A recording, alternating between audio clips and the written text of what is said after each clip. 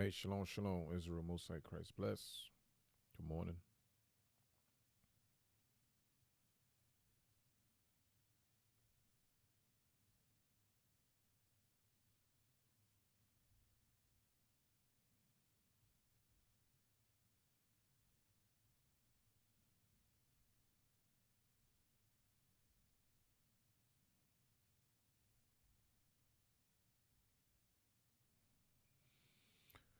All right.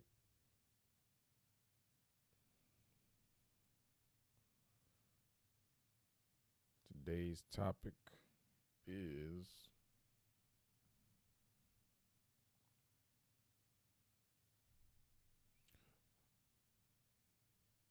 the fall of the Hasmoneans.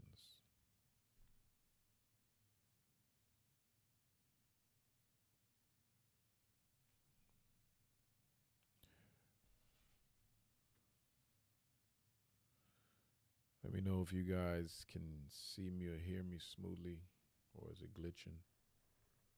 Thumbs up if it's good, thumbs down if it's not good.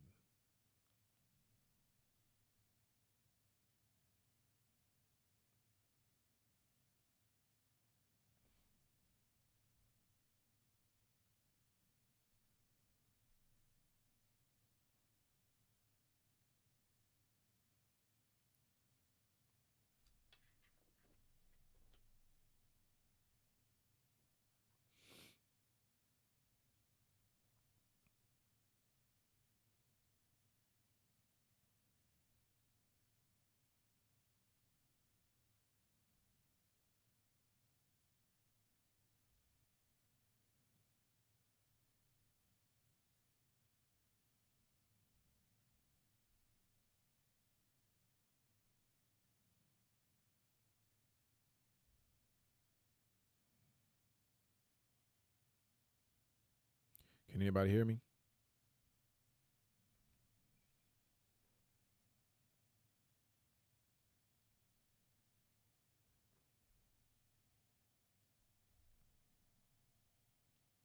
Mm-mm. Can anybody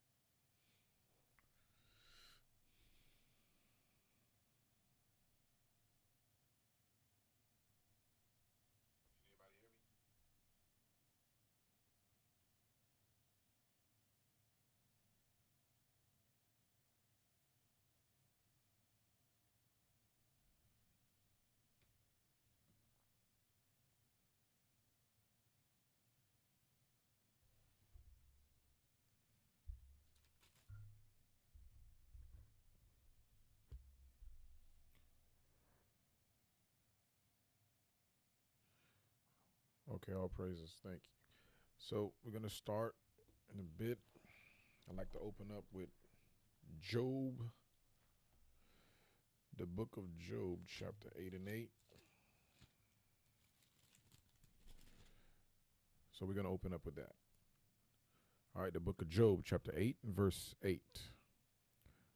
For inquire, I pray thee, of the former age, and prepare thyself to the search of their fathers. So, as you all know, history in AM, we go over some history concerning our forefathers, the Israelites. In particular, we in the Maccabean uh, history, which is during the Greek captivity. Okay, so perfect timing because the week we are dealing in a week of feast of weeks of no, not feast of weeks. I'm sorry, that's first fruits, feast of dedication. So we're definitely dealing with the feast of dedication. Good morning, good morning. Shalom, shalom to everybody who's up early. Get the milk. Get your daily bread. All praises. All right. So I read it again. We in Job. I don't know. We got the scribe this morning.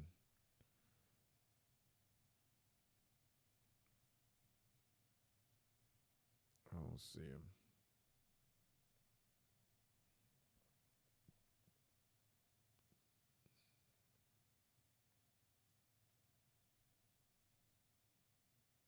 Mm.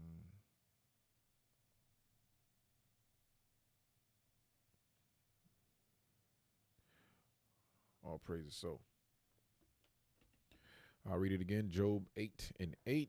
For inquire, I pray thee, of the former age, and prepare thyself for to the search of their fathers. So we got to search the history. We got to go in the archives. We have to, so we can learn what not to do based on the examples of our forefathers, and what to do and how to operate and how to increase our faith. Because believe it or not, faith is a gift. Faith, believe it or not, is a gift. So the Lord bless those who don't doubt, not in sin, and fear him. I mean, not in those orders, but having those three qualities. You're not in sin, you don't doubt, and you fear the Lord God. Because the fear of God is the beginning of wisdom, and that, and obedience, and being meek. Because one thing about the Lord, he love a person as meek. Meek meaning followers or obedient to him. That's why I said Moses was the meekest of the earth. I'm going to get that in Malachi. The book of Malachi, chapter 2. We're going to Malachi chapter 2.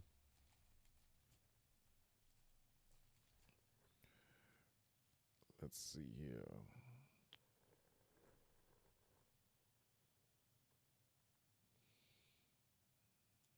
Is it Malachi? It might be Zephaniah. I'm sorry. Zephaniah chapter 2. Zephaniah chapter 2 and 3. Seek ye the Lord. So we're going into Zephaniah chapter 2 and 3. Seek ye the Lord, all ye meek of the earth, which have wrought his judgment. Wrought obviously means do or done his judgment. Seek righteousness, seek meekness. It may be you shall be hid in the day of the Lord's anger. So we got to be meek, like Moses was meek. We got to be like Abraham, who faith level was at another level. So we got to pray for those spirits. So faith is a gift. Let's get that in Wisdom of Solomon, chapter 3 and verse 14. And blessed is the eunuch which with his hands hath wrought no iniquity. Here go that word wrought again. Wrought meaning done. So this person has not done an iniquity.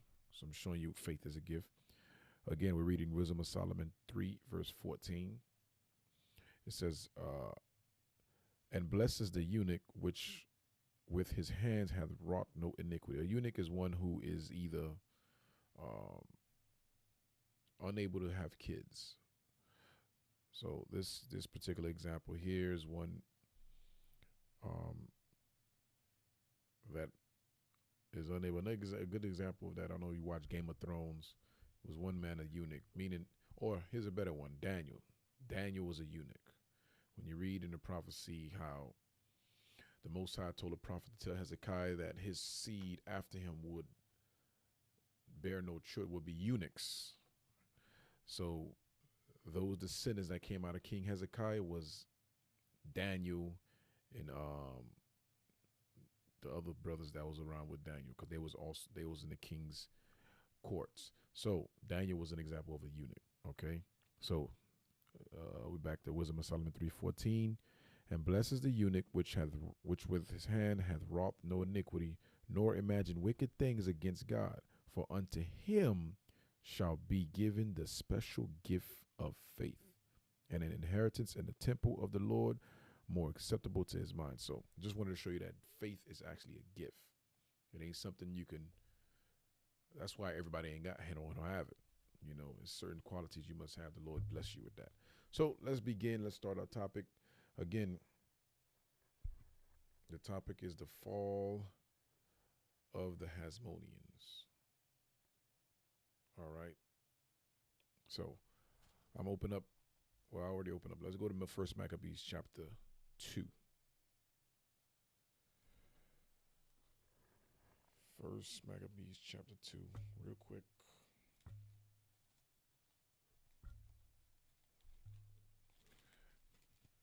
Let's begin in verse 1.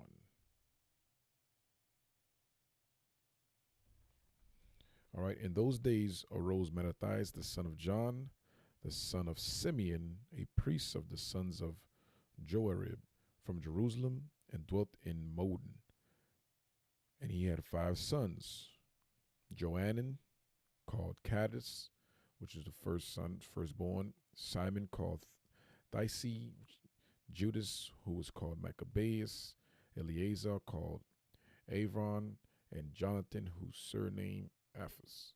So he had 5 sons. We in verse 6.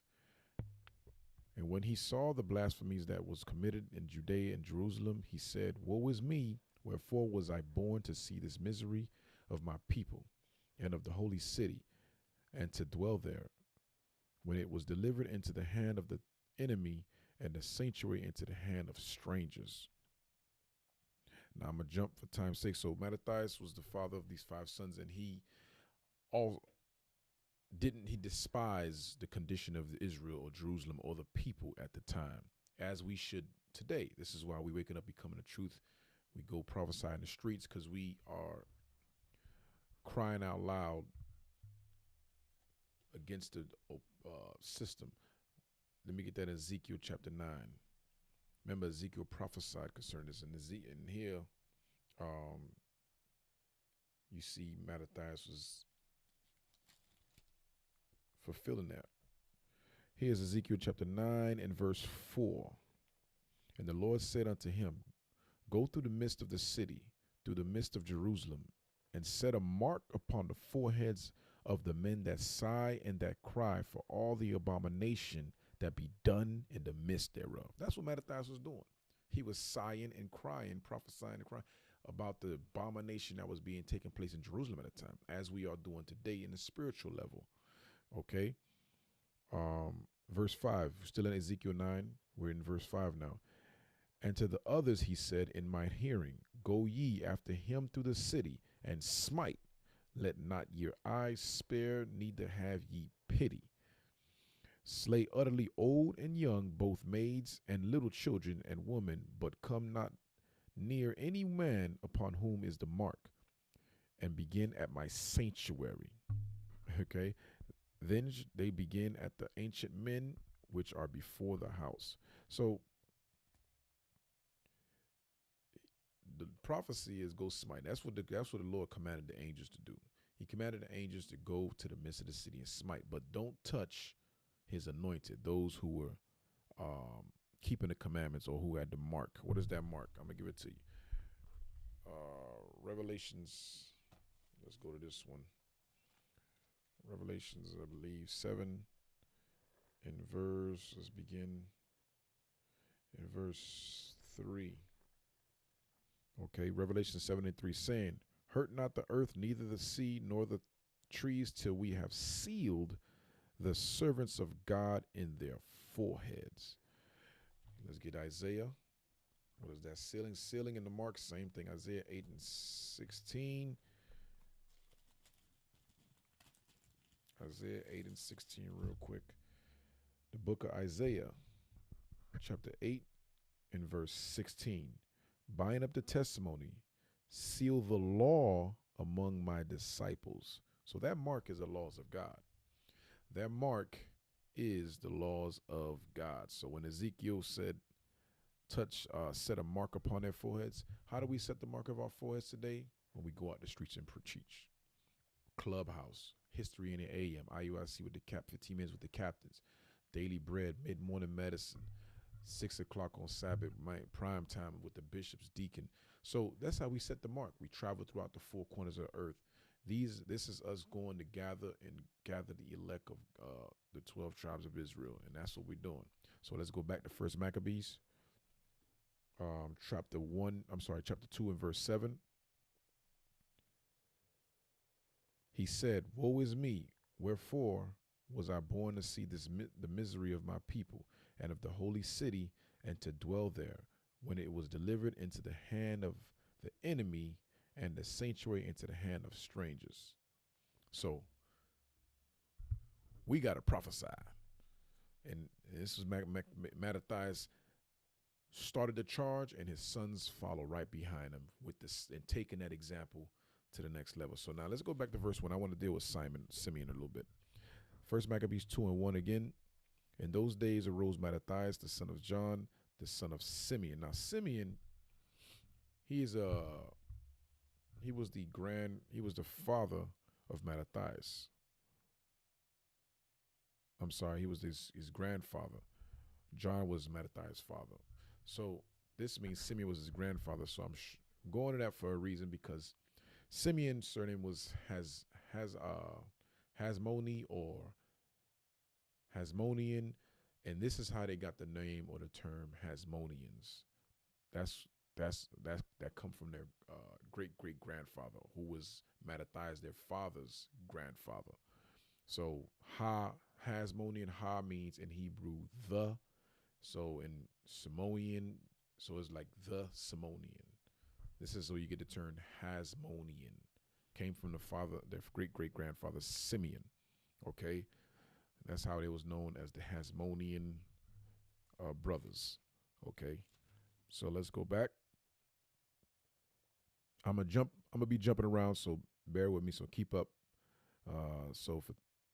We back at First Maccabees 2. We read verse 7. So I'm gonna jump now at this point. Let's jump down to verse 20. First Maccabees 2:20. Yet will I, and this is what he was saying. Woe is me and the misery. This is what he was prophesying. Yet will I and my sons and my brethren walk in the covenant of our fathers. God forbid that we should forsake the law and the ordinances. We will not hearken to the king's words, to go from our religion, either on the right hand or on the left. So this is what Mattathias quoted to the general that came before him on the behalf of the king, which is King Antiochus. So Mattathias said, listen, we ain't following that. And anybody who want to follow us, they got to keep the law. So we ain't following that nonsense. And one of the groups that followed him, we're gonna jump to verse 42. Then came there unto him a company of the Hasmoneans, who were mighty men of Israel, even all such as were voluntarily devoted unto the law. Also, all they that fled for persecution joined themselves unto them, and were a stay unto them. Verse 44. So they joined their forces and smote sinful men in their anger, and wicked men in their wrath, but the rest fled to the heathen for succor. So it's not just Mattathias and the sons that joined. It was a lot of people that actually went to the wilderness with Mattathias as the lead and joined forces with him. One of the group was the Hasmoneans. Remember I told you it was three at the time of the Maccabees revolt. It was three different political group at the time. It was the Hellenists, then it was the Hasmoneans and Hasmoneans or Hadesines. So these Hasmoneans would join forces with the Hasmoneans. They were devoted to the law like the Hasmoneans were, so they was against the Hellenist group, and those Hellenist group is those same ones we just read in verse 44. So they joined So they joined forces and smote sinful men. Those Hellenists was sinful men. These were our people who loved the Greekish fashion. Remember, I went over that earlier in the last class. You had you had Jason, who was the brother to Onias. Then you had Menelaus, who was the brother to Lysimachus, and as well as Simon, which were those three brothers. They was Benjamites. And we got one more. We ain't never read up on them, and I'm going to get them now. 2 Maccabees 14. This dude was wicked of all wicked. 2 Maccabees 14 and 3. This is another political leader of the Hellenist movement. Okay. 2 Maccabees 14 and verse 3. Now one alchemist, who had been high priest and had defiled himself willfully. in the times of their mingling with the Gentiles, which are the Greeks, seeing that by no means he could save himself nor have any more access to the holy altar. So this brother was a Levite, and he was actually from the line of Aaron. So that's why it was wicked as hell for him to do it, because he knew the law. This is why in 2 Maccabees, the 4th chapter, is it second? Yep, 4th chapter, and let's read verse 15. 2 Maccabees 4, verse 15. Not setting by the honors of their fathers. So alchemists didn't set or hold the honors of his fathers, like Aaron. You know what I'm saying? The priest line that he came out of. Not setting by the honors of their fathers, but liking the glory of the Grecians best of all. The Grecians goes to the Gentiles, we just read in 2 Maccabees, the 14th chapter. Okay. Verse 16. By reason whereof sore commandments came upon them, for they had them to be their enemies and avengers, whose custom they followed so earnestly, and unto whom they desired to be like in all things. So that's who Alchemist was. That's who Menelaus was. That's who Jason was. They loved the Grecian. They wanted to be Antiochians. And so when meaning they're descendants from Antiochus Epiphanes. So going back to this wicked alchemist, like I'm showing you, these were the leaders of the Hellenist movement. Okay, 2 Maccabees again, 14 and verse 3.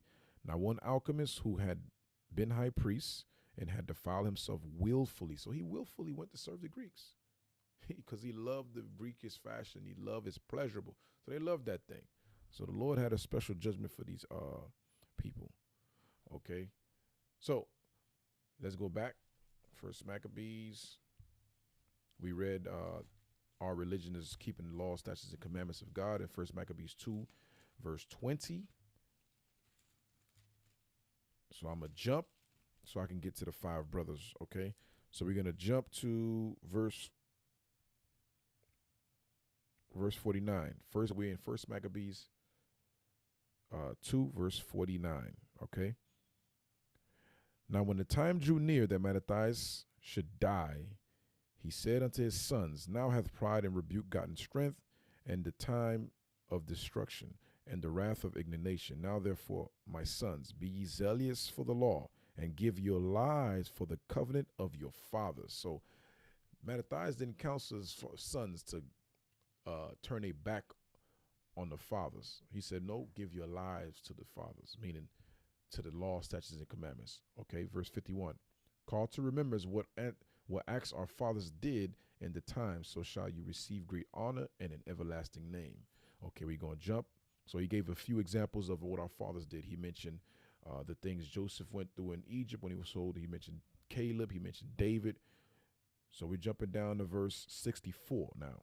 So remember, King David did the same thing right before he passed. He counseled his son Solomon, saying, keep the charge of the Lord. So this is all, he's just showing you Mattathias followed the footsteps of his fathers, Okay, verse 64, 1 Maccabees 2, verse 64. Wherefore, ye my sons, be valiant, and show yourselves men in the behalf of the law, for by it shall you obtain glory. And behold, I know that your brother Simon is a man of counsel.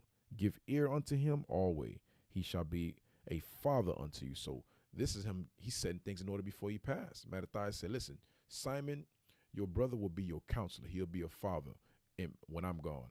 Verse 66, as for Judas Maccabeus, he hath been mighty and strong, even from his youth up. Let him be your captain and fight the battle of the people. So he said, Judas, set him as the captain. Let him lead the army. Let you know, Judas was he says Judas was a mighty man from his youth up. That means Judas got into a lot of fights. From the youth up, that means when he was young, Judas used to be, he probably was fighting with his brothers. You know how we are when we young, 5, 6 years old, we knuckleheads, so we fight. So from the youth up, the father Mattathias saying, listen, I remember this guy from the youth up, battling and fighting. So he always had that spirit. And that's what the Lord blessed him with. So for us today, we all know what kind of spirit our kids have. We got young kids, you can see that this man might be this, he might be that. Or we all know our kids are wicked. This child is gluttonous. He loves to eat. He's greedy, always taking chips out the refrigerator. So this is what Mattathias understood about his sons. So we too today should look the characteristics our kids have, correct, and if it's something that's going off, correct it. If it's something that's righteous, you take note of it, and you know how to utilize and build them and mold them to, especially when they parallels of God's laws. So okay, I'm gonna read that again. Am I very low? Can y'all hear me? I see somebody say I'm very low. How about now? Thumbs up if y'all hear me clear. I'll probably speaking closer to the mic. Maybe that'll work or help. Yeah, my volume is up. Let me turn this one up. All right, y'all let me know. So I'm going to continue. All right, I'll speak more into the mic. All right, so back to 1 Maccabees 2, verse 66. As for Judas Maccabeus, he has been mighty and strong, even from his youth up. Let him be your captain and fight the battle of the people. Okay.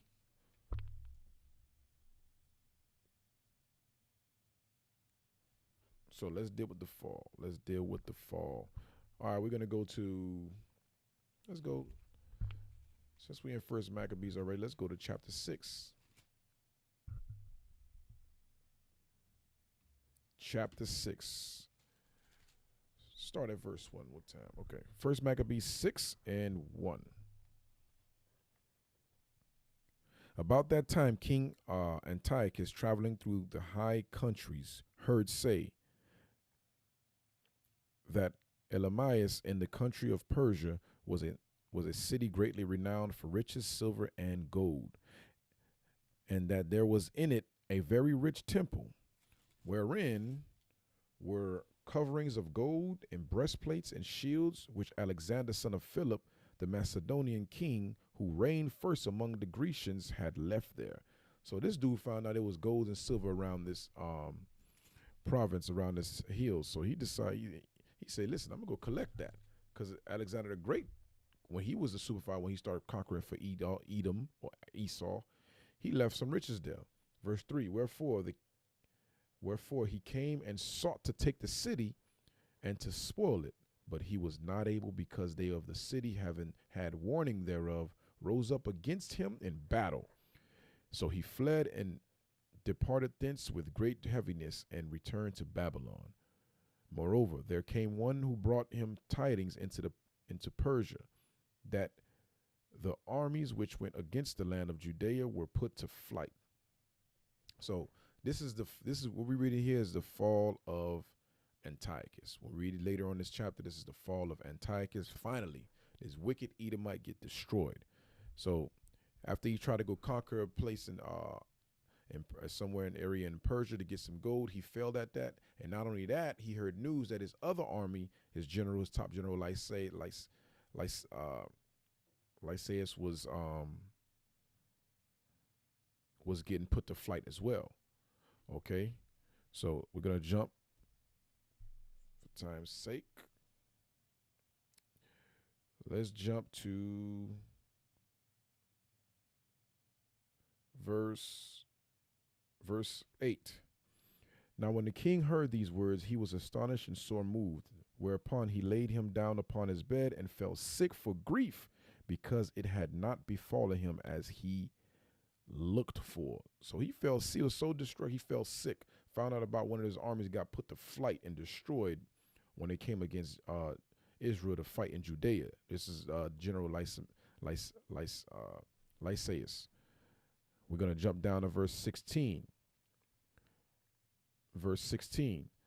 Well, let's read up a little bit. Let's read verse 13. I perceive, therefore, that for this cause these troubles are come upon me, and behold, I perish through great grief in a strange land.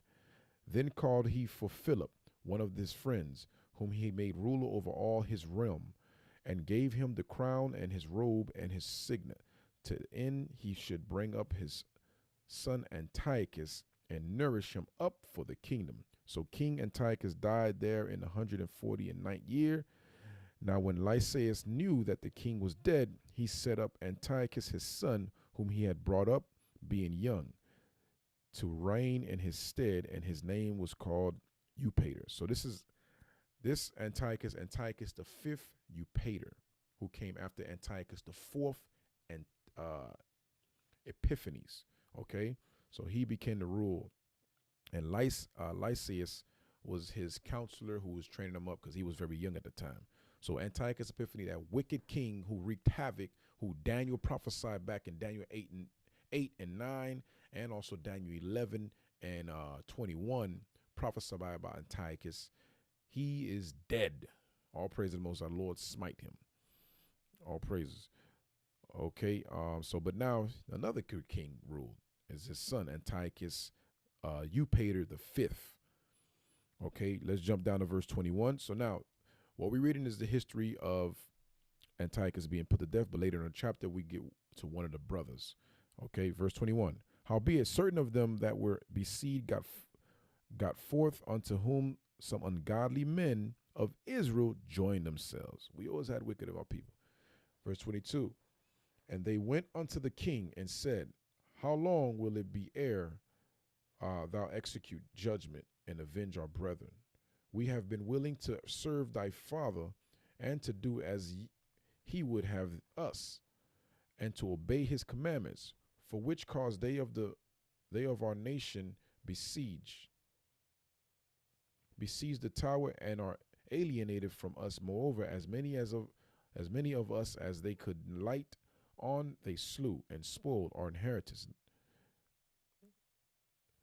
Neither have they stretched out their hand against us only, but also against all the borders. And behold, this day are they besieged the tower at Jerusalem to take it. The sanctuary also and Bethshura have they fortified. Bethshura is a small village in Judea. Wherefore, if thou does not prevent them quickly, they will do greater things than these, neither shalt thou be able to rule them. So these are the people complaining to our fathers, saying, listen, we got to destroy. No, this is Antiochus general saying, listen, we got to get rid of these dudes. We got to shut them down. And talking about the Israelites. I'm going to jump for time's sake. Let's jump up to the point. I'm going to go to verse 40. So we go on to First Maccabees 6:40. So this is an army preparing to come take out Judea, which is Bethshua, which is a village in Judea. So part of the king's army being spread upon the high mountains and part of on the valleys below, they marched on safely and in order. Wherefore all that heard the noise of their multitude and the marching of the company and the rattling of their harness were moved, for the army was very great and mighty. Then Judas and his host drew near and entered into battle, and there was slain of the king's army 600 men. Eleazar also, surnamed Severin, perceiving that one of the beasts armed with royal harness was higher than all the rest, and supposing that the king was upon him, put himself in jeopardy to the end he might deliver his people and get him a perpetual name. Wherefore he ran upon him courageously through the midst of the battle, slaying on the right hand and on the left, so that they were divided from him on both sides. Which done, he crept under the elephant and thrust him under and slew him, whereupon the elephant fell down upon him, and there he died. So, hey, if y'all pay attention to that class Bishop Kanai did this past Feast of Dedication, it was heavy. He covered this briefly and saying how heavy our forefathers was skillful in war. Because when you know the details of this, when you read it, I skipped a few, but it had 1,000 men per elephant and another few hundred horsemen. So you got to imagine the scenery here. You got that many men surrounding that many men surrounding that big elephant, and Eleazar got his sword and sliced through. Everybody, I don't know if you watched that movie Troy with that Edomite. Troy did the same thing where he would run through a group of 1,000 men and sliding through them like, you cut through a pie. That blade, he created that pie by killing people on the left and right hand side. Okay. Let me show y'all something. Let's go to the remember my book. One of my good book. Here's this book here. Remember the who's who. Who's who in the Bible. This is a book here that can help out with the history on this. So we're gonna go to the who's who, and we're gonna go to Eleazar in the who's who. So here's Eleazar right here. So this is the definition of Eleazar. You see that highlighted area? That's what we're gonna read from. Okay. All right. The fourth son of Mattathias, the priest who started the Maccabean revolt in the village of Modin in 167 BC, also called Avron. 5 years after the start of the revolt, the Maccabees were defeated by the Seleucid general Lysias. That's what we just read. Lysias came to fight against him. The general that came after the general that was under Antiochus Epiphanes. The general Lysias at the battle of Beth Zachariah, south of Jerusalem. During the battle, Eleazar wrongly concluded that the largest of the war elephant, which was richly decorated in the royal colors, carried the young king Antiochus the fourth. Antiochus the fifth. This is his son. Remember, his son ruled because Antiochus died. We just read that in 1 Maccabees 6 and 16 when his father Antiochus the fourth died. So this is Antiochus, his son Eupator. Antiochus Eupator the fifth. Okay, so Eleazar, thinking Antiochus the fifth was sitting on that horse. I mean, the elephant that was bigger and had royal colors, which was purple at the time. We're back at royal colors, carried the young king Antiochus V, who had accompanied Lysias on the campaign. Eleazar carried out a bold, single-handed attack on the animal. Understand that? Let me go ahead. Let me move down a little bit on the animal, right?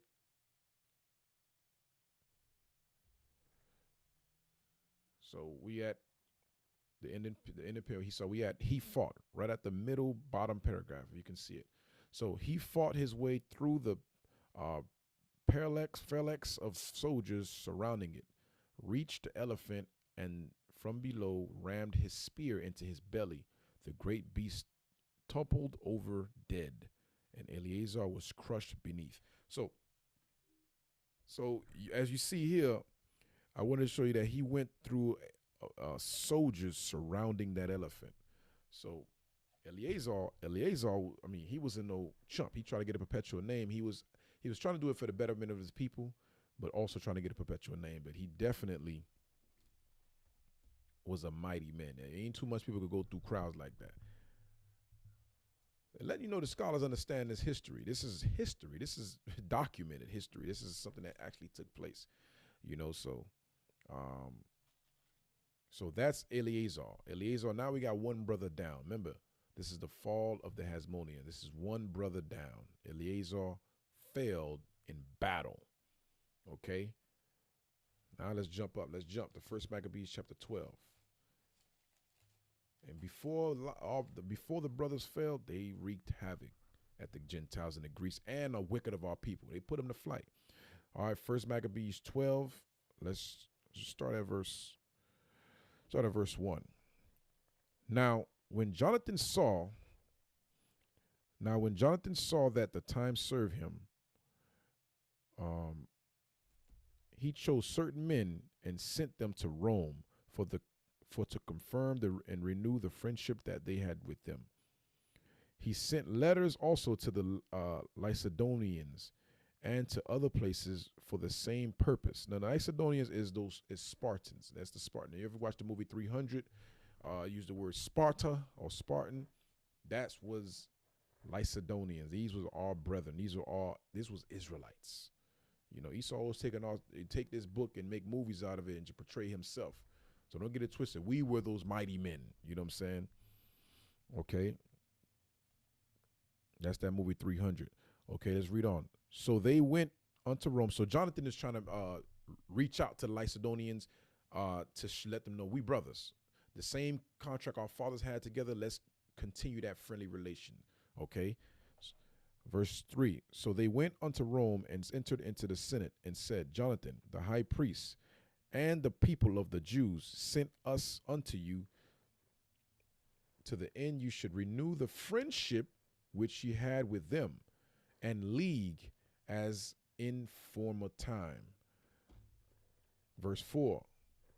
Oh, we got the scribe. Okay, all praise. My man woke up, so I ain't got to keep saying the verse. All right. Upon this, the Romans gave them letters unto the governors of every place, that they should bring them into the land of Judea peacefully. And this is the copy of the letter which Jonathan wrote to the Lycedonians. So now, this is the copy of the letter he wrote to the Lycedonians. Verse 6. Jonathan the high priest and the elders of the nation and the priest and the other people of the Jews unto the Lycedonians, their brethren, send greetings. That's the point. That's how you know these was Israelites. So Sparta or Lycedonians were Israelites. We just read in verse 6. Let's read verse 6 again. Jonathan the high priest and the elders of the nations and the priest and the other people of the Jews unto the Lycedonians, their brethren, send greetings. So that was the beginning of introduction of the letter he wrote to the Lycedonians. Let you know, listen, we brothers. Okay. Verse 7. There was letters sent in times past unto Onias the high priest from Darius, who reigned then among you, to signify that you are our brethren. So Darius, remember we had Greek names. So this Darius is not Darius in Persia, because this is not Persia captivity. This is Greek captivity. So this Darius obviously was an Israelite. He just had a Greek name. We also read that in that book, Foxes of Martyrdom, about our forefathers. They had Greek names. Okay, so when you is another forefather we had was named Ptolemy. So you know Ptolemy was came out of the Greek, the Egypt captivity, not Egypt captivity, but Ptolemy ruled Egypt. But the Ptolemy we're gonna read later on, if we get to it, is going into Israelites, because we also took those names. We took Greek names. Like today, you guys are calling yourself John Smith, you know, Sanquita. It was Judah got weird names, Sanquita, or what's the name Bishop you always say? I forget. But we have Greek names, so we got to change those names to get our forefathers' names. All right. So let's go back. First Maccabees 12:7.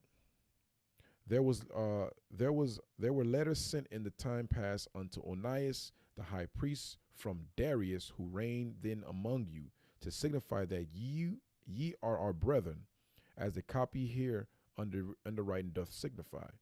At which time Onias entreated the ambassador that was sent honorably, and received the letters, wherein declaration was made of the league and friendship.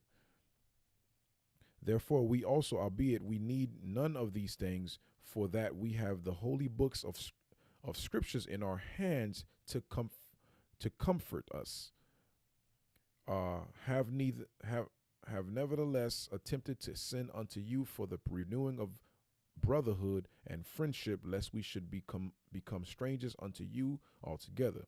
For there is a long time past since he sent unto us. So Jonathan, at this time, who's the ruler taking over, he's saying, listen, it's been a long time we heard from y'all. We want to keep on keeping this friendly relation with us, and keep that bond amongst us as brethren, because these are the 12 tribes of Israel talking amongst themselves.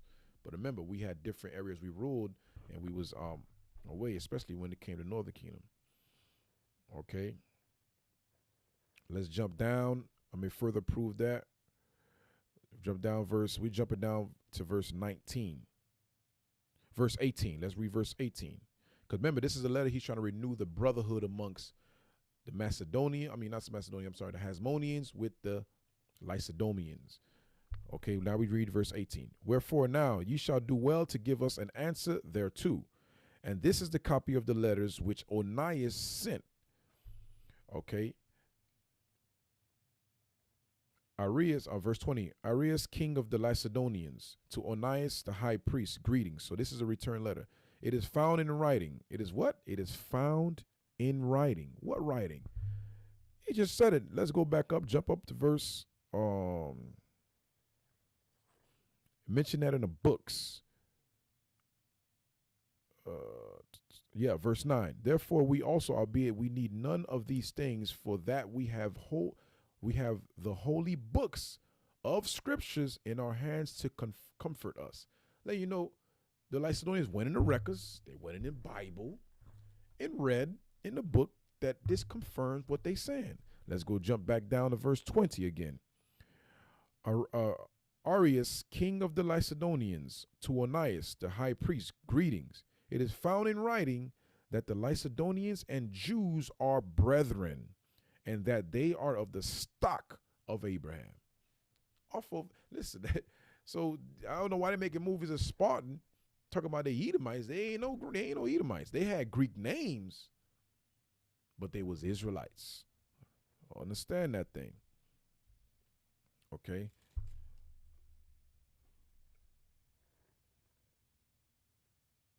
Let's jump down to same chapter. We stand in the same chapter.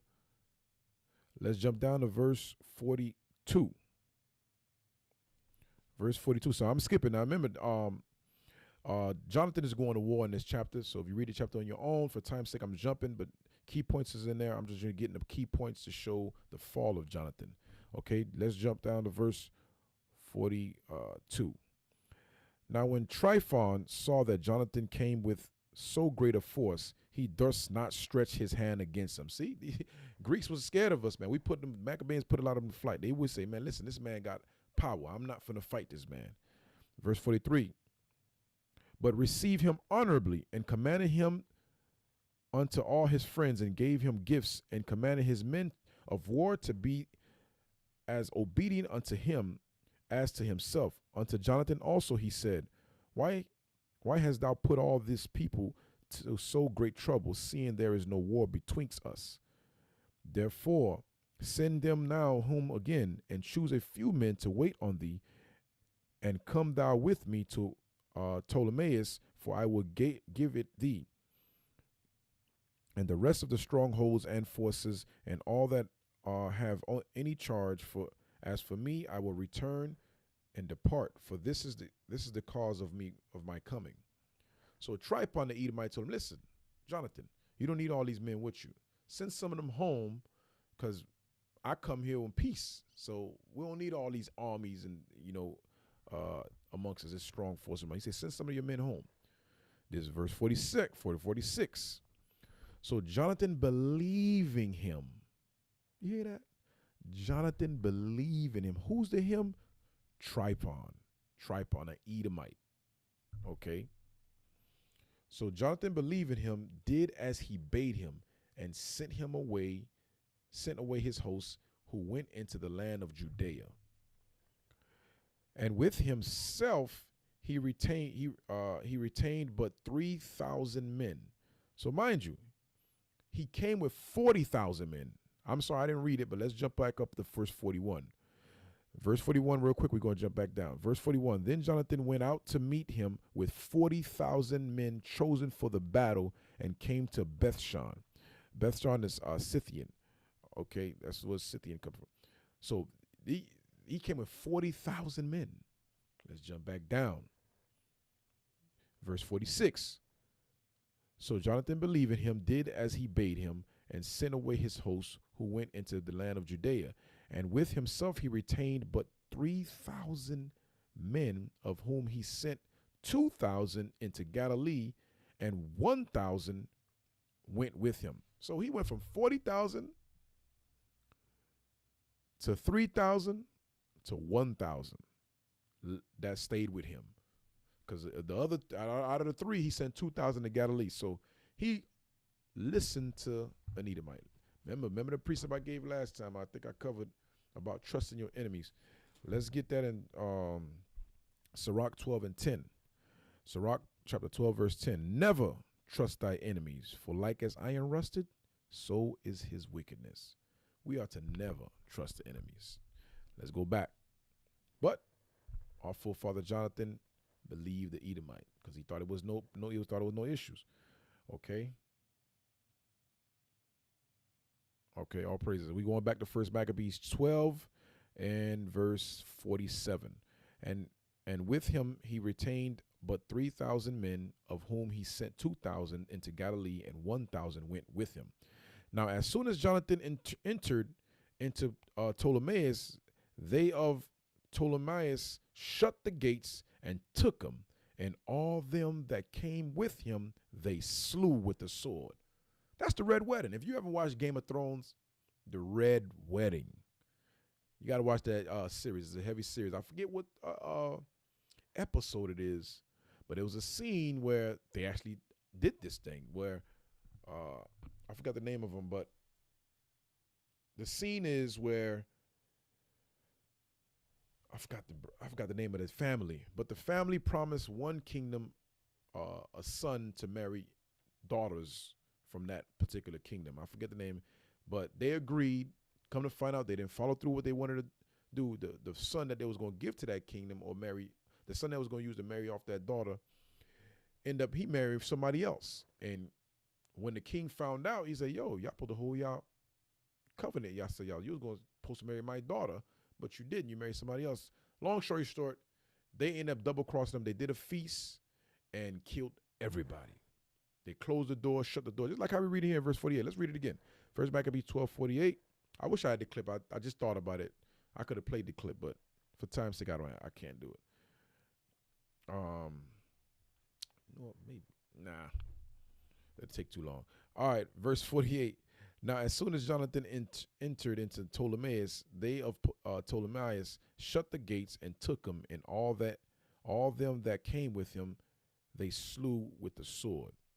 Then sent Tripon and hosts of footmen and horsemen into Galilee. Why? Because he remembered Jonathan sent 2,000 men to Galilee and into the great plain to destroy all Jonathan's company. But when they knew that Jonathan and they that were with him were taken and slain, they encouraged one another and went close together, prepared to fight. They therefore that followed upon them, perceiving that they were ready to fight for their lives, turned back again. See? So Jonathan men wasn't no chump. These were mighty men of valor. So when they proceed, like, yo, they got Jonathan. So they got ready to fight. They ain't gonna run. So that's for you brothers at camp. No man left behind. Always remember that thing. That's why this history is heavy. We especially these brothers go on the battlefield to teach to the four corners of the earth, to teach overseas. No man left behind, all right? We at the battlefield, we gonna fight. And that's what the 2,000 men that Jonathan sent to Galilee did when they found out that Jonathan was apprehended and his men was slaughtered. They was ready to fight. You know, verse 50 again. But when they knew that Jonathan and they that were with him were taken and slain, they encouraged one another and went close together, prepared to fight. They therefore that followed upon them, perceiving that they were ready to fight for their lives, turned back again. You know, these men said, listen, our brothers got put to death. And mind you, they don't even know if Jonathan alive or not. They just know we gonna fight to the death. Okay, verse 51. They therefore, I'm sorry, we read that verse 51. Verse 52. Whereupon they all came into the land of Judea peacefully, and there they bewailed Jonathan, them that were with him, and they were sore afraid, wherefore all Israel made great lamentation. Then all the heathen that were round about them sought to destroy them, for said they have no captain, nor any to help them. Now therefore let us make war upon them and take away their memorial from among men. You see how wicked the heathens were? Remember, it said the heathens. It didn't say the Greeks. That means Idumea, the Hamites, every time the nations, that's why you got Psalms 83. The nations always despise unity and growth amongst the Israelites. When we come together, they hate that thing. They hate that Zephaniah 2:1. All nations come together in agreements when it comes to destroying the Israelites, the 12 tribes of Israel. And that's what we're reading here. So once they found out they ain't had no captain, they said, let's go take flight on them. Let's attack them. It's some wicked stuff. So 2 brothers down. We got Jonathan and we got Eleazar. So let's go back to the book. Let's go back to the book.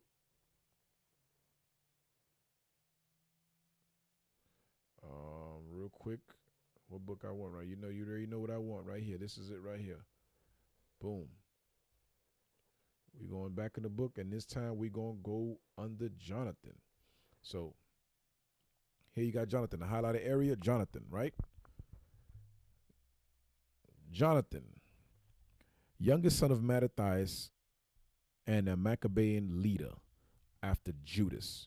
Jonathan, also called Aphius, meaning favored, so that's what it means, was the youngest son of Mattathias, the priest of Modin, who started the Maccabean revolt against Antiochus IV in the year 167 BC. With his father and his brothers John, Simon, Judas, and Eleazar, Jonathan fled into the hills and took part in the partisan activities. When Judas was defeated and killed in 161 BC, we haven't read that yet, but we're going to read it because Judas was killed before he was. I just went in that order, no specific order. When Judas was defeated and killed in 161 BC, the surviving Maccabees elected Jonathan as the new leader.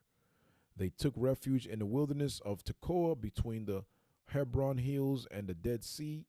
The Seleucid general Bacchides led a strong force in search of the Maccabees and trapped them at the northern end of the Dead Sea. Let me move it up real quick. Give me a second. So we at the top. The Seleucid general Bacchides led a strong force in the search of the Maccabees and trapped them at the northern end of the Dead Sea, between the Jordan River and the marshes. Jonathan and his supporters fought their way out and swam across the river to safety. It's good to read these things because they give a little details that the Bible don't give. So they swam across the Jordan and safely away from persecution from Bacchides. After fortifying the area around Jerusalem, Bacchides returned to Antioch, and for the next 2 years, the military pursued on the Maccabees.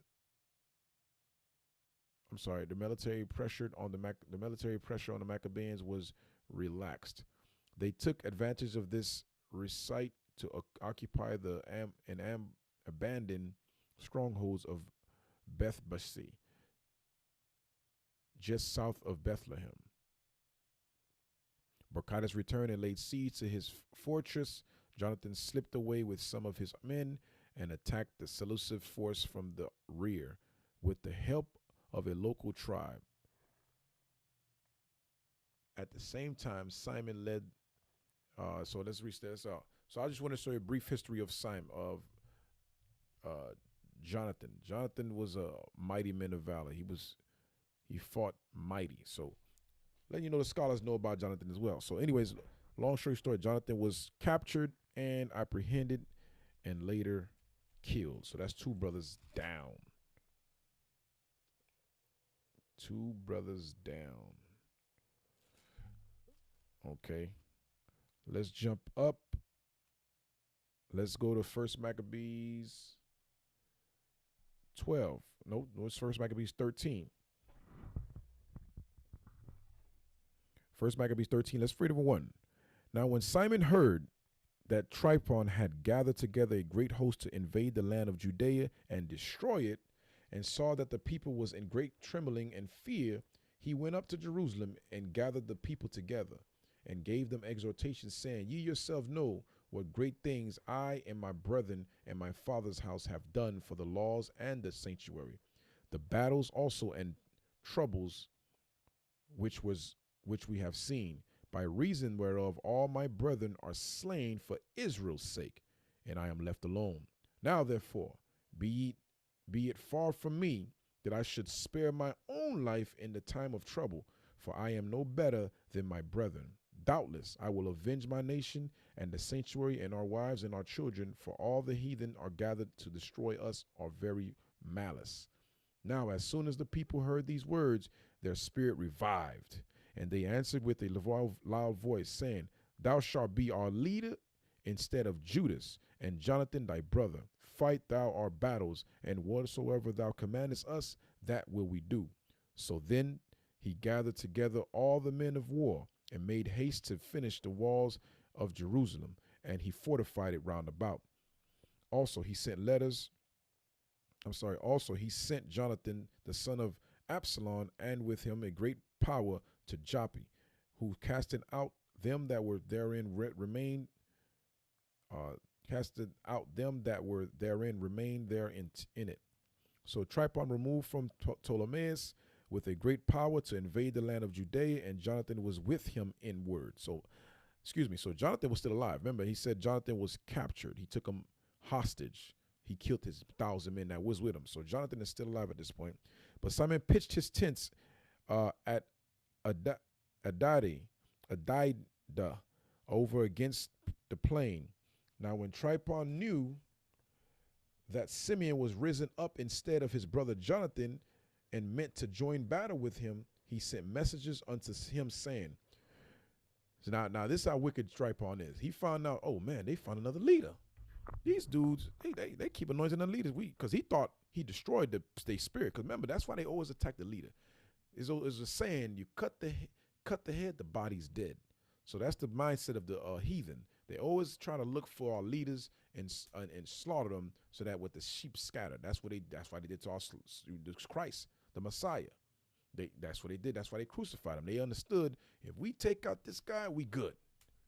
It's the same thing they did to our forefathers in the 60s. You got Martin Luther King, Malcolm X, Garvey, Hugh P. Newton, Fred Hampton. So every time they seen some mighty spirit within our forefathers, they always seek to destroy them because they in their mind, if we kill the leader, we can get them back into servitude. But what they don't know is this lad in the last days, we got 144,000 leaders.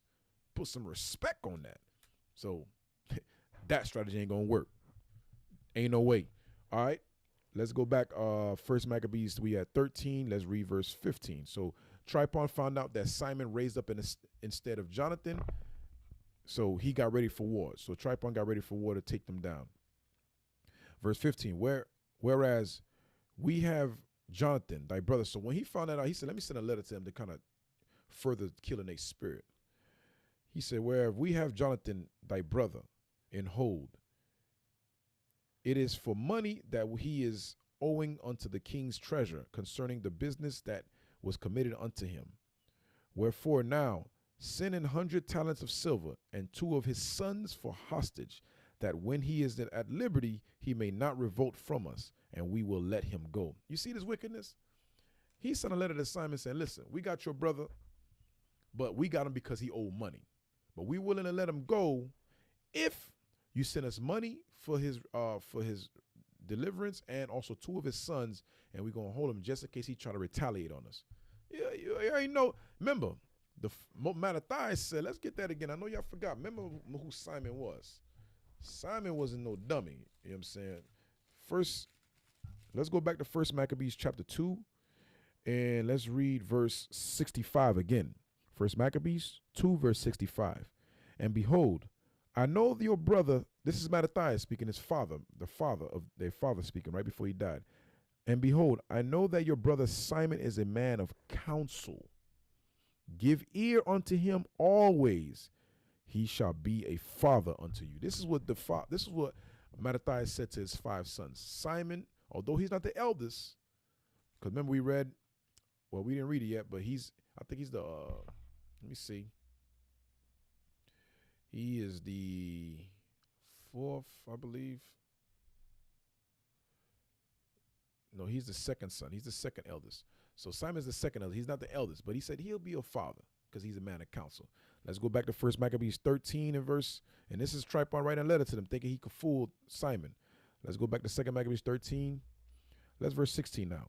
Wherefore now send 100 talents of silver and 2 of his sons for hostage, that when he is at liberty, he may not revolt from us, and we will let him go. Hereupon Simon, albeit he perceived that they spake deceitfully unto him, yet sent he the money and the children, lest peradventure he should procure to himself great hatred of the people. So Simon was a wise man. He said, if he thought in his mind, he said, listen, I know this wicked ass Edomite lion, and I already know my brother's in a casualty of war. now included his son because they required his sons. So he conceded to it because he understood, if I don't do this, the people will always say, man, Simon, if you would have sent the money and the sons, Jonathan would be alive today. And you know, Israel would think wickedly. You can't satisfy Israel. All you got to do is go read the book of Exodus about the Exodus with Moses and the children of Israel. You can never satisfy Israel. They got free manna. They complain the next day. You know what I'm saying? They complain about water. Moses, when we was in Egypt, we was thirsty. So the Lord put the spirit on Moses, go smite the rock of Morabah and get some water. He smited, water came out. Moses, you went to the mount too long. They start building. You cannot satisfy Israel. So Simon, of man of counsel, understood that thing. He said, if I don't send them, I'm going to get the people to get hatred towards me. Let's read verse 17 again. Hereupon Simon, albeit he perceived that they spake deceitfully unto him, yet sent he the money and the children, lest peradventure he should procure to himself great hatred of the people. So he was taking for the people, say, if I don't do this, they're going to hate me. Verse 18, who might have said, because I sent him not the money and the children, therefore is Jonathan dead. He already knew how Israel think. We going automatically we gonna think like that. That's how we are. Verse 19. So he sent the children and the 100 talents, howbeit Tripon dissembled, neither would he let Jonathan go. See how wicked this man is? So it's something Jonathan already knew. He perceived that they were deceitful, but he did it anyways. That way they can't use that, because remember, the Edomite ain't crazy. Tripon understood in his mind, he was hoping he don't send it so he could be justified, so he could feel like he could cause a civil unrest over there in Jerusalem.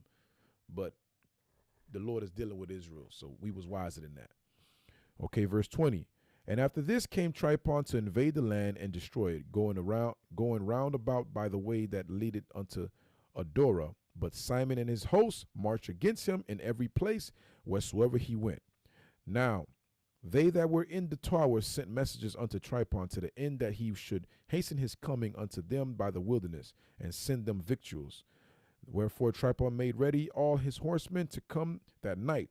But there fell a very great snow, by reason whereof he came not. So he departed and came into the country of Galad. And when he came near to Bechima, he slew Jonathan, who was buried there. Afterward Tripon returned and went into his own land. Then sent Simon and took the bones of Jonathan his brother and buried them in Modin, the city of his fathers. And all Israel made great lamentation for him and bewailed him many days. Simon also built a monument upon the sepulchre of his fathers and his brethren, and raised it aloft to the sight with huge stone behind and before. Moreover, he set up 7 pyramids, one against another, for his father and his mother and his 4 brethren. So right here we got, it's 4 brothers that did, but we only read about the 2. We read about Eleazar, and now we have Simon. So we're going to go backtrack now to deal with the other brothers.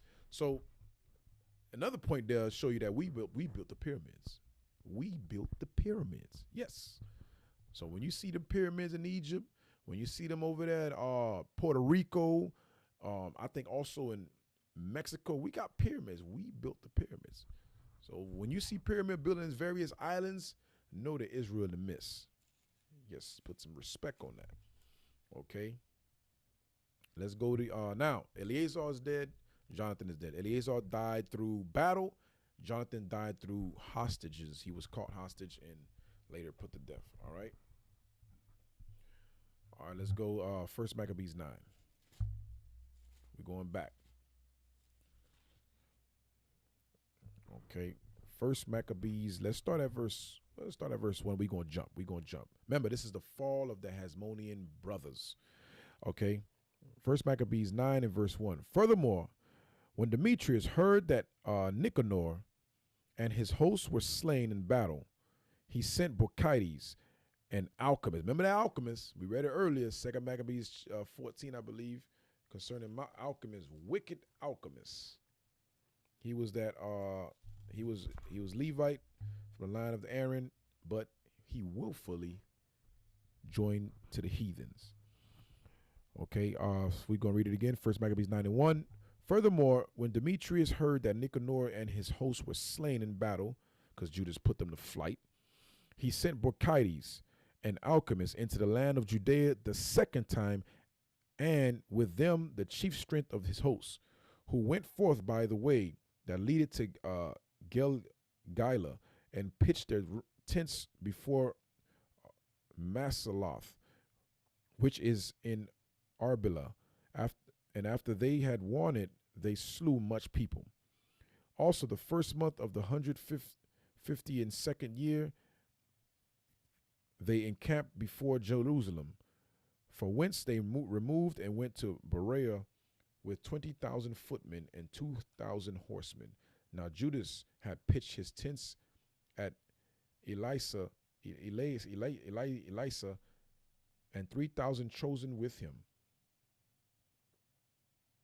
who seeing the multitude of the other army to be so great were so afraid, whereupon many conveyed themselves out of the host, in so much as there abode of them none more than 800 men. Damn. So Judas Maccabees went from how much he said he had? He had 20,000 footmen and 2,000 horsemen. Now that's the other enemy. Now Judas had pitched his tents and let's say he had 3,000 chosen men. He went from 3,000 to 800 men. Why? Because the other half was fearful. Okay. Remember, the Lord said, man, the Lord ain't gonna got the spirit of fear. Remember that in 1 Timothy. We ain't gonna get it. 1 Timothy, I believe, 1:7. So we don't give us a spirit of fear. So that's why we got to read these scriptures to increase our faith. Okay. Verse 6. Who seeing the multitude of the other army to be so great were so afraid, whereupon many conveyed themselves out of the host, in so much as there abode of them no more but 800 men. When Judas therefore saw his hosts slipped away, and that the battle pressed upon him, he was sore troubled in mind, and much distress, for that he had no time to gather them together. So his army was all disarray because they was fearful for the army that's coming against him. So he like, listen, they left. It put a little thought and distress in him. He like, damn, excuse my language. He like, man, these men they ran off. So now you got to imagine the scenery. So now he got to organize what he got left, but it's too late to do that because the army is pressing towards him. Because you got to remember, imagine the scenery. You got 20,000 footmen and 2,000 horsemen marching, running towards you. Can you imagine a thud? That kind of noise. You know you got seconds. You got minutes, if that, seconds, to get about everybody in order. I'm showing you the mentality of our forefathers, the level of faith. We get scared. Somebody honk a horn, we jump. You know what I'm saying? So we listen. Despite all that chaos around him, he got a little heaviness, meaning stress, but he still gathered his thoughts to get what he had and get it in order. And this is the mentality we got to pray for right there.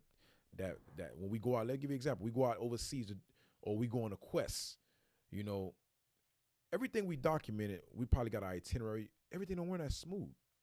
It's always going to be something that pop off or go out of plan.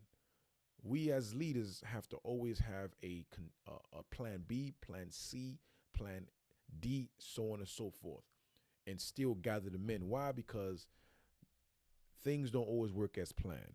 And that's what we read here with Judas Maccabees. Okay. First Maccabees 9 and verse 8. Nevertheless, unto them that remain, he said, let us arise and go up against our enemies, if peradventure we may be able to fight with them. But they disheartened him, saying, we shall never be able. Let us now rather save our lives, and hereafter we will return with our brethren and fight against them, for we are but few. You see that? Now, in the thick of my mind, I said, that's not a bad idea. You know what? We had I keep forgetting the number of men, 3,000 men down to 800. Everybody's in chaos. We're not really in order ranks. Enemy coming towards us. Naturally, in your mind, we're like, you know what? You might be wise. Let's go. Let's live to fight another day. But let's see what the forefather Judas Maccabeus said. Verse 10. Then Judas said, God forbid that I should do this thing and flee away from them. If our time be come, let us die manfully for our brethren, and let us not stain our honor. You see what the mindset he had? You know who had that kind of spirit? Let's go to the book of Nehemiah. That's why I said we got to pray for these spirits. Pray for that Judas Maccabee spirit. Pray for Abraham, that faith he had. Let's go to Nehemiah 6 and 11. Let's start at verse. I'm gonna start at verse 9. No, verse 10. Nehemiah 6 and 10. Afterward, I came unto the house of Shemaiah, the son of Delaiah, the son of Mehetabel, who was shut up. And he said, let us meet together in the house of God, within the temple, and let us shut the doors of the temple, for they will come to slay thee. Yea, in the night will they come to slay thee. So this is what they tell him, Nehemiah. He said, listen, let's go in the temple and shut the door, because when sundown, the enemy going to come kill you. Verse 11, and I said, should such a man as I flee? And who is there that, being as I am, would go into the temple to save his life? I will not go in. And lo, I perceive that God hath not sent him, but that he pronounced his prophecy against me, for Tobiah and Sanballat had hired him. Therefore was he hired, that I should be afraid and do so and sin. That's why I tell you, when you read 1 Timothy 1 and 7, fearfulness is a sin. You also read that in Revelation, I think the last chapter. So Nehemiah had that spirit Judas Maccabees had. Like, listen, we're not going to stain our honor, because that's a sinful thought. That's a sin. Fearfulness is sin. It is what it is. We just read it. Let's go back. 1 Maccabees 9 and verse 10. Then Judas said, God forbid that I should do this thing and flee away from them. If our time be come, let us die manfully for our brethren, and let us not stain our honor. With that, the host Bacchides removed out of their tents and stood over against them, their horsemen being divided into two troops, and their slingers and archers going before the host. And they that marched in the forward were all mighty men. Remember, these men were mighty men of war. Verse 12, as Bacchides, he was in the right wing. So the host drew near on the two parts and sounded their trumpets. That's why I say, when you hear army, it ain't silent. It ain't you ain't talking about a mute. People just walking in, not saying anything, like Lacoglavis. It's crazy noise, trumpets, horse, foot soldiers, all that's taking place. Archers being flown, so it's chaotic.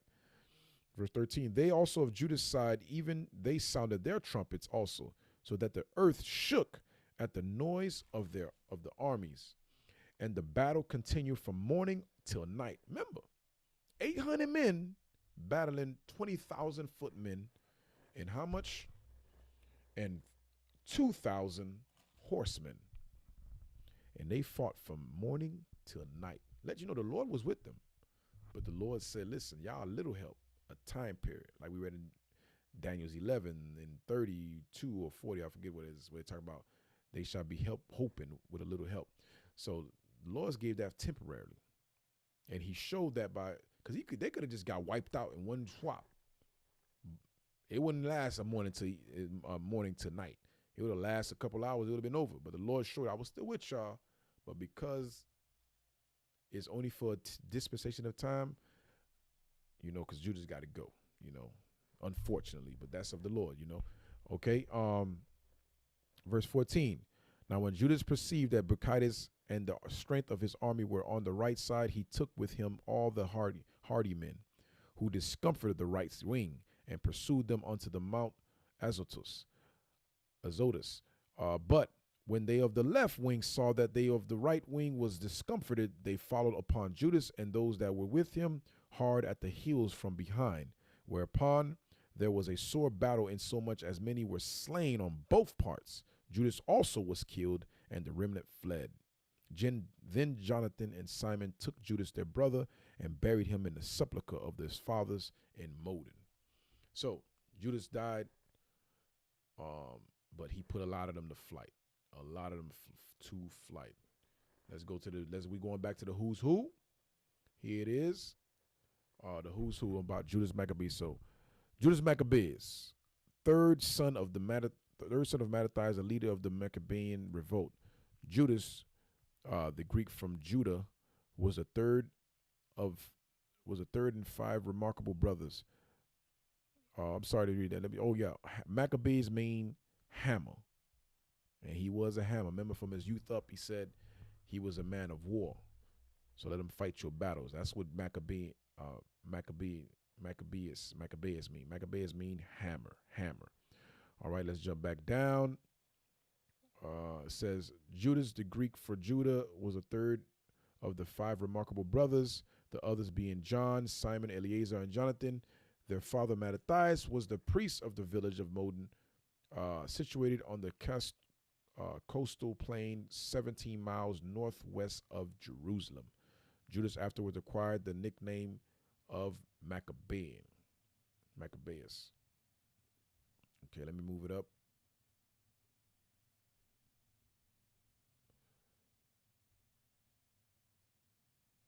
There you go. Maccabeus, which mean hammer. We're at the top right-hand corner. See that word hammer? That's where we at. So Maccabeus mean hammer. And as a result, the family and their followers became known as the Maccabeans. Judah at the time was part of the realm of the able and ambitious Seleucid king Antiochus Epiphanes, that's fourth, who ruled from Antioch on the Syrian coast from 175 to 63 BC. He belonged to the dynasty founded by Seleucus. Remember, I told you the 4 generals that came under Alexander. One of them was Seleucus, who came directly. Seleucus, I think Nicanor, Seleucus, the first Nicanor. That's who that Seleucus is, who took over Syria. He was a Syrian king. And after him, through his line came Antiochus. So let's read it again. He belonged to the dynasty founded by Seleucus, one of the generals amongst whom Alexander the Great had divided his empire 150 years earlier. From Alexander's time, Hellenist influence and steadily increased in the whole region. The Greek language became fashionable, as well as the Greek dress, social custom, athletic pursuits, and religious cults. In Judea, this assimilationist trend was resisted by Orthodox groups that clung firmly to the ancestry faith and the traditional way of life. That's the Hasmonean as well as the Assyrians. That's what it's talk about. They resisted that Greekish custom and fashion. So we can read that on your own. Just read that briefly of Judas Maccabees, but show you that we showing you that the scholars understood these things, man. It is what it is. The scholars understood these things. So Judas, so that's 3 brothers. So we got Eleazar, Jonathan, and now Judas Maccabeus. The Hasmonean brothers, the son of Simonian, the Maccabean brothers, all 3 of them has fallen. 3 of the brothers have fallen. Let's go to, okay, now let's move on. Let's go to Judas. I think we got to stay here. Let me see. Yeah. Let's stay there. Where we left off at. First Maccabees 9. Where was Judas killed? Yeah. First Maccabees 9 and 18 again. Judas also was killed, and the remnant fled. Then Jonathan and Simon took Judas, their brother, and buried him in the sepulchre of his fathers in Modin. Moreover, they bewailed him, and all Israel made great lamentation for him, and mourned many days, saying, How is the valiant man fallen that delivered Israel? As for the other things concerning Judas and his wars and the noble acts that which he did and his greatness, they were not written, for they were very many. So he did a lot. He wreaked a lot of havoc. It was very many wars he did that could not be put in a book. Okay, let's jump for time's sake. We're going to jump down to verse 28. First Maccabees 9:28. For this cause all Judah's friends came together and said unto Jonathan, Since thy brother Judas died, we have no man like him to go forth against our enemies, and Bauchitis, and against them of our nation that are of adversaries to us. Now therefore we have chosen thee this day to be our prince and captain in his stead, that thou mayest fight our battles. Upon this Jonathan took the governance upon him at that time, and rose up instead of his brother Judas. So Jonathan took the lead. Remember, we read that just a while ago. Jonathan ended up dying as well. He got captured. He got tricked. He got tricked by Tryphon, and he believed in Tryphon by sending his armies away. Tryphon took the opportunity to take him hostage and kill his men. Okay, let's read on. Verse 32, 1 Maccabees 9:32. But when Bauchitis got knowledge thereof, he sought for to slay him. Then Jonathan and Simon his brother and all that were with him, perceiving that, fled into the wilderness of Thesoi, and pitched their tents by the water of the pool Asphar, which when Bauchitis understood, he came near to Jordan with all his hosts upon the Sabbath day. Now Jonathan had sent his brother John. Now John here is one of the brothers they call Joannan or John, or sometimes his name could be Joseph. All right, so this is that John, one of the brothers. So now Jonathan has sent his brother John, a captain of the people, to pray his friends that Nabathites, that they might leave with them their carriage, which was much. So Nabathites is the Arabs. So Jonathan sent his brother John to go deal with the Arabs, their friends. Verse 36, but the children of Jambri came out of Midaba and took John and all that he had and went their way with him. So these Jambri, these are Hamites. Jambri are Hamites. These Hamites came out of nowhere and then captured John or Joannan and took everything that he had with them. Okay, at verse 37.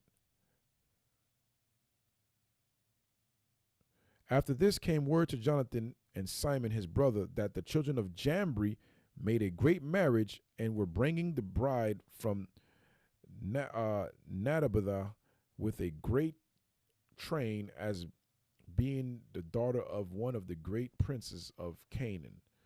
So they're having a wedding feast. So basically what happened to John, that these Hamites robbed him and then later on had a great wedding. That's some wicked stuff. They robbed him, they took him, because they say they captured him, but later you will realize they had them killing him. But they captured him and pretty much they killed him. I'm going to read it again, verse 36.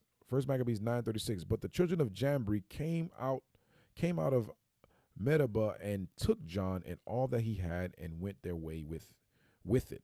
So they end up murdering John. They murder him. They basically robbed him, murdered him, kill him, and then they want to go have a let's go do a wedding now. It's some wicked stuff, man. The heathens always hate Israel, man. It's crazy. Verse 37. After this came word to Jonathan and Simon his brother that the children of Jambri Jambri is Hamites, made a great marriage and were bringing the bride from Nabatha with a great train, as being the daughter of one of the great princes of Canaan.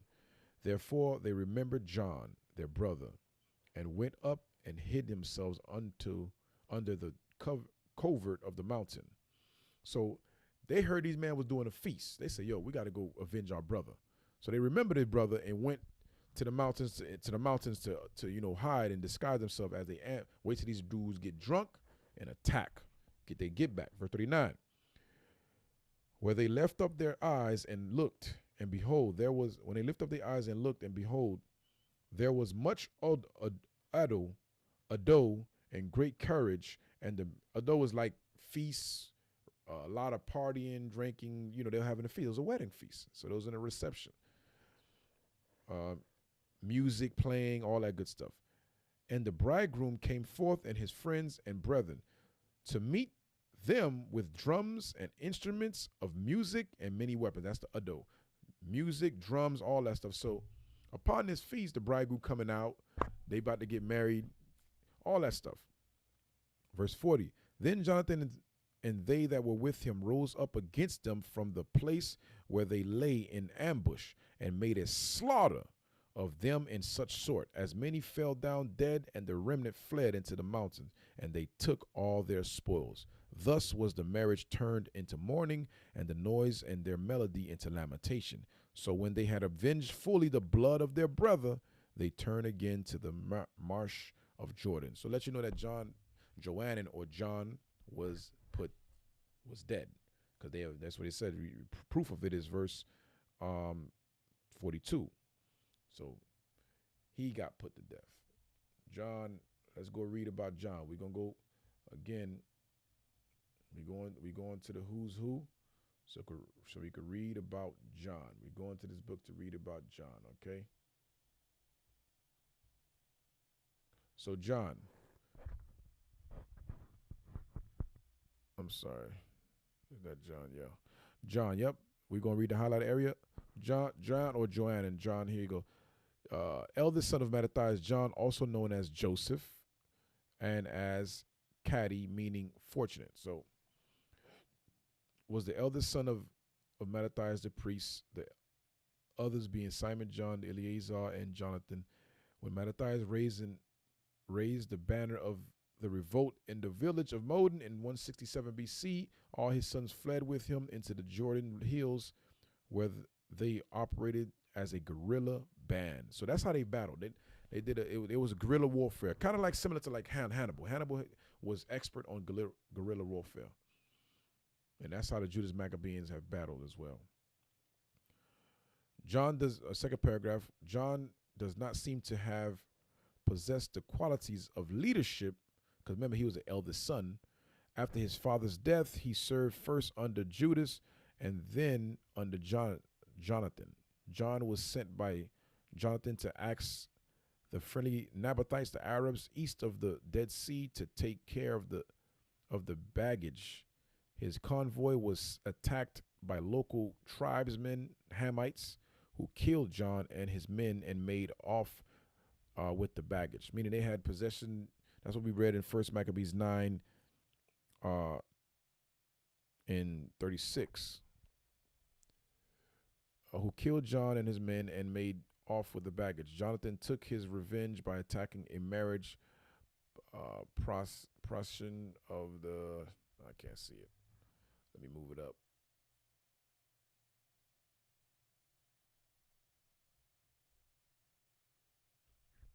We at the bottom. He took revenge attacking the marriage procession of that tribe. So they put him to death. And that's what we just read in First Maccabees. So that's how. So now we got four brothers that did. We got Eleazar, we got Jonathan, we got Judas, and we got Joannan or John or Joseph. He had two names. So we got four dead. One more left. One more brother left. So let you, man. Hey. The Maccabees, I believe they ruled for a long period of time. It was a long years when the Maccabean revolt happened. Over 100-something years. So it was not just short. So they wreaked havoc against the Greeks. So that little help that Daniel, let me get that Daniel again. Daniel 11. That little help was a faith booster, because we achieved new high holy days that's not written in Leviticus 23. And without the Apocrypha, you wouldn't know nothing about it. But Christ showed us a clue in John 10:22, and this is why knowing that history is important. So you need the Maccabees to know about it. You need the Apocrypha. And I did that in my last class, so y'all go catch that about the cleansing of the dedication. Okay, Daniel's 11. What I want about that help. Daniel's 11, verse 34. Now, when they shall fall, they shall be hoping with a little help, but many shall cleave to them with flatteries, meaning those many of which cleave them flattery will be traitors amongst the ranks of the armies that revolt against Antiochus Epiphanes. Okay, let's get 2 Maccabees 8 real quick. I read this last time. I read it again because let you know who that help was. 2 Maccabees 8, because Daniel prophesied that thing. Okay, Daniel's 8, let's read verse 21. Thus, when we had made them bold, that's talking about Judas.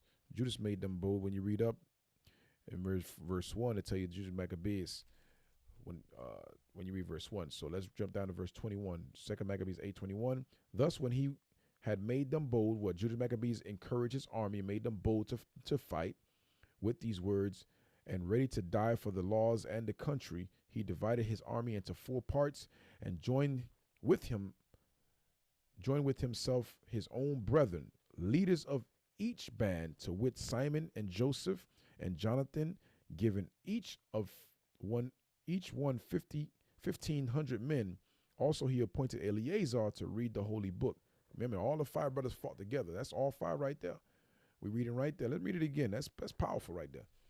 2 Maccabees 8:22. No, 21. Thus, when he had made them bold with these words and ready to die for the laws and the country, he divided his army into 4 parts. So Judas was expert at it. He was a captain of battle. He divided the army in 4 parts. And verse 22, and joined with himself his own brethren. So all his brothers joined to fight with him. Leaders of each band. So each of his brothers was leaders of each band. He did 4 parts. To which Simon, he took 1,500 men, and Joseph, he took 1,500 men, and Jonathan, he took 1,500 men, giving each one 1,500 men. Also, he appointed Eleazar to read the holy book, and Judas took 1,500 men. So is Simon, Joseph, and Jonathan and Judas? They 4 took the 1,500 men, because remember he divided it in 4 parts. And Eleazar, the brother, he used read the holy books, read the Bible, the priest. So that's what Eleazar. So he appointed Eleazar to read the holy book, and when he had given them this watchword, the help of God himself leading the first band, he joined battle with Nicanor. There you go. So Judas took him 1,500 men too, and he led the battle. So that help of God is talking about Judas. And Daniel prophesied of Judas Maccabees coming to help Israel in the time of the Maccabean revolt. And that's what it's going into. So let you know that's canon. It's canon. But Daniel talked about the Maccabees. You can't not know. Okay, let's go back. We're dealing with who we dealing with now? We're dealing with Simon. Let's go to 1 Maccabees 16. This one we're gonna close it out. Yeah, we almost completed. Remember the falls of the brother. All 4 brothers failed. We got Eleazar, Jonathan, and Johanan. Also Joseph. 4 of them are put to death. All right, now we got left Simon. Let's read. We're going to start off in 1 Maccabees 16:1. Then came up John from Gazara and told Simon his father that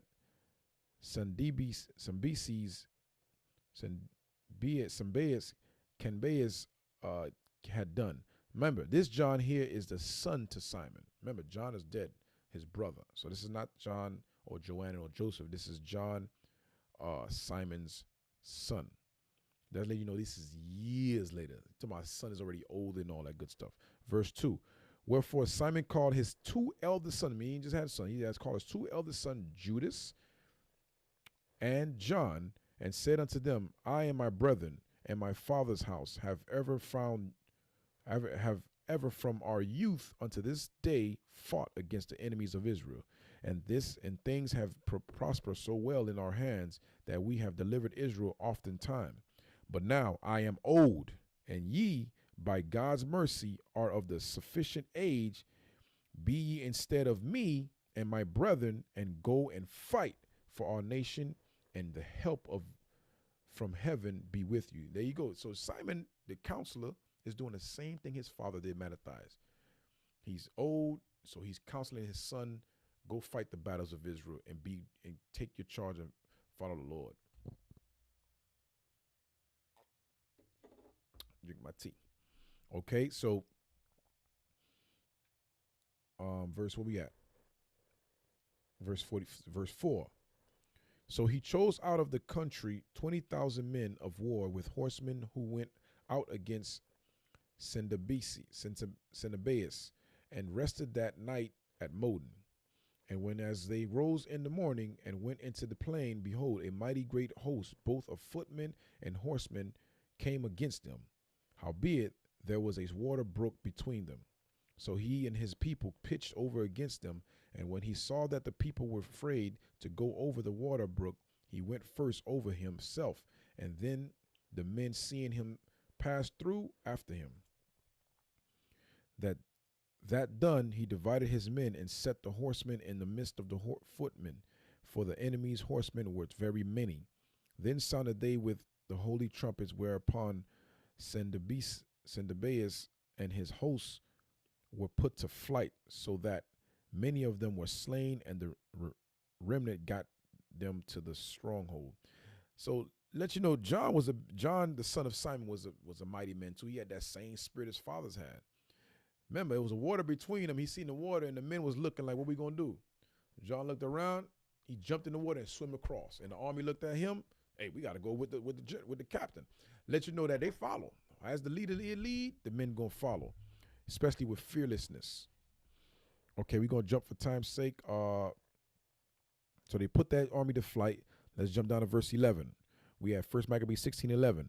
Moreover, in the plain of Jericho was Ptolemaeus, the son of Abubus, made captain, and he had abundance of silver and gold, for he was the high priest's son-in-law. So remember, I told you a lot of us had Greek names. So this Ptolemaeus is the son-in-law to the high priest. Who's the high priest? Simon.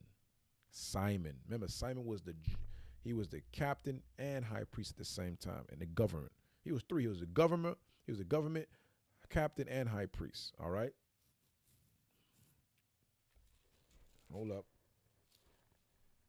Let me see something.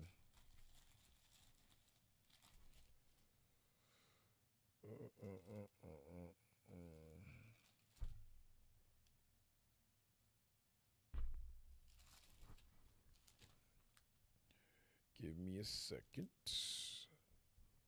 Oh, there you go. Let me prove that. I wanted to prove that. 1 Maccabees 14. Let's read 35. The people, therefore, seeing the acts of Simon, and unto what glory he thought to bring his nation, made him the governor and chief priest, because he had done all these things, and for the justice and faith which he kept to his nation, and for that he sought by all means to exalt his people. All right, so I just wanted to show you that he was also the high priest and government. Let's go to 1 Maccabees 13:42. 1 Maccabees 13:42. Then the people of Israel began to write in their instruments, and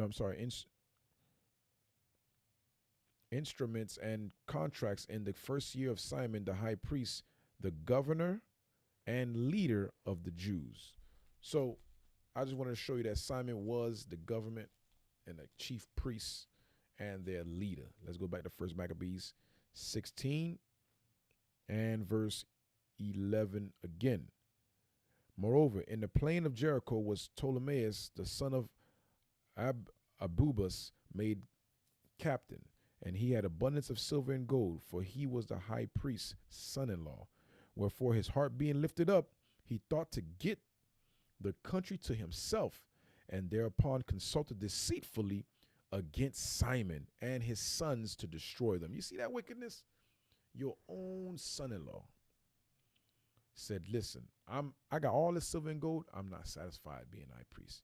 I'm the high priest's son-in-law. I'm not. And remember, he said he had abundance of silver and gold. It was not like he was dead broke, but it was not enough. He also wanted power. So he just consulted deceitfully against his own father-in-law, which is Simon, and Simon's sons, John and Judas. Okay.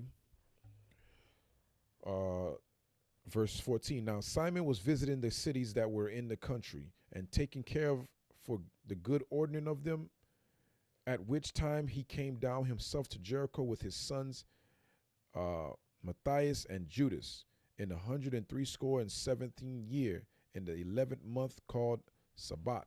So remember, Simon is old now. He's not really out there battling like that. It's his sons fighting the battles for Israel at this point. We mentioned some of them. He had a few sons. He had Judas, his eldest son. Then you had John. He had Matthias. He had Judas. So he had a few sons. So now he's old. He's just handling matters within the city. So now his son-in-law thought deceitfully against him and his sons to destroy them. Mind you, this is their kinfolk, so they're not having their guards up for your own countrymen. Let you know, this time we're wicked of our people, man. Okay, verse 15. Where the son of Abubus, receiving them deceitfully into a little hold called Docus, which he had built, made them a great banquet. You see what he did? He started a big banquet or a party for Simon and his sons. Howbeit, he laid hid men there. Verse 16, so when Simon and his sons had drunken largely, Ptolemy and his men rose up and took their weapons and came upon Simon into the banqueting place and slew him and his 2 sons and certain of his servants, in which doing he committed a great treachery and recompense evil for good. Then Ptolemy wrote these things and sent to the king that he should send him an host to aid him, and he would deliver him the country and cities. He sent others also to Gazara to kill John. Remember, his other son John was fighting battles at the time. And unto tribunes he sent letters to come unto him, that he might give them silver and gold and rewards. And others he sent to take Jerusalem and the mountain of the mountain of the temple. Now, one had run afore in Gazara and told John that his father and brethren were slain. And quoth he, Ptolemy hath sent to slay thee also. Hereof, when he heard, he was so astonished. So he laid hands on them that were come to destroy him and slew him. For he knew that they sought to make him away. As concerning the rest of the acts of John and his wars and worthy deeds which he did, and the building of the walls which he made, and his doings, behold, they are written in the chronicles of his priesthood, and the time he was made high priest after his father. So this John was John Hyrcanus. You could read about him in history. This is John Hyrcanus. This is the son of Simon, who was left after his father and 2 brothers were put to death by the son-in-law, whose name was Ptolemy. Wicked as hell. Wicked as hell. So that's the last of the Hasmonean brothers who was put to death. Let's get that in the who's who. Let's get that in the who's who. What I got here? Okay.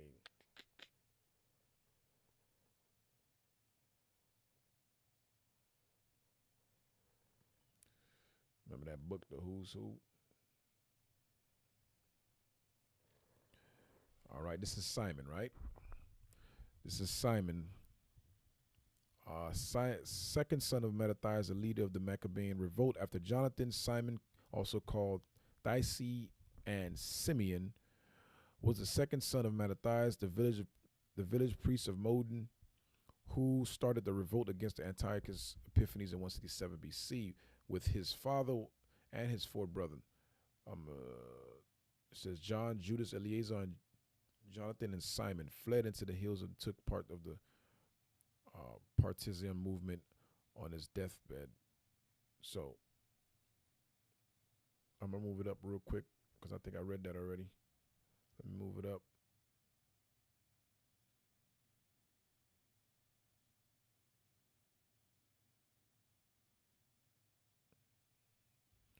We're going to read at the top. Eleazar and Jonathan Simon fled into the hills and took part of the Parchment movement on his deathbed. The next, no, I want where Simon, where he got killed. Where Simon got killed at? Give me a second. Let me look for it. Okay, there you go. All right, we at the bottom left side where it says the Seleucid general, Sendibis. There you go. The Seleucid general Sendibius based an army in the coastal plain and harassed the adjacent Jewish districts. His troops were routed by the Judean forces led by Simon's two eldest sons, John and Judas. Simon did not long survive this success. He was treacherously, let me move it up, give me a second.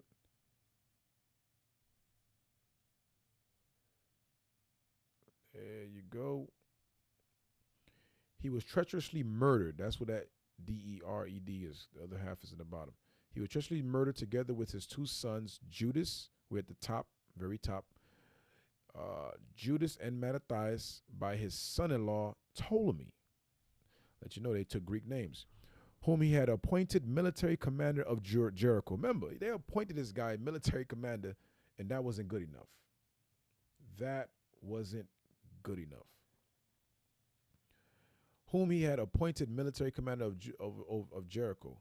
Ptolemy's bid for power was frustrated by Simon's eldest son, John Hyrcanus. Remember, I told you that was that John Hyrcanus, because he came to battle with him, who became the new ruler. So he put him to flight. All praises. The murder of Simon ended the story of the 5 remarkable Maccabean brothers, all of whom had been killed in battle or been murdered. The Hasmonean dynasty that derived from Mattathias lasted for, there you go, 120 years. I thought it was 150, so it's 120 years until Herod the Great. Because why? Because you remember Simon's son's rule, John Hyrcanus. He wreaked a lot of havoc, going to a lot of history. So they lasted 120 years, the Hasmonean dynasty or the Hasmonean legacy. That's some powerful stuff.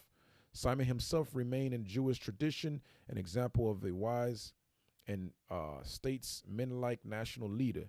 He is utilized for enlarging the borders of the nation, making peace in the land, providing for the needy, and strengthening the law. So there you have it, some powerful stuff. Now I'm going to show you last thing, and we're going to close it out. Last thing here, I'm going to show you the tree.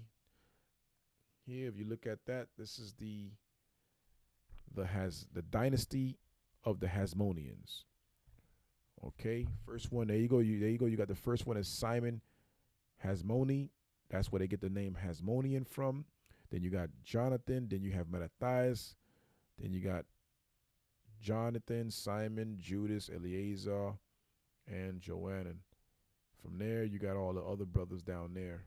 But under Simon, you got John Hyrcanus the first, and so on and so forth. So that's the family tree as the dynasty continued.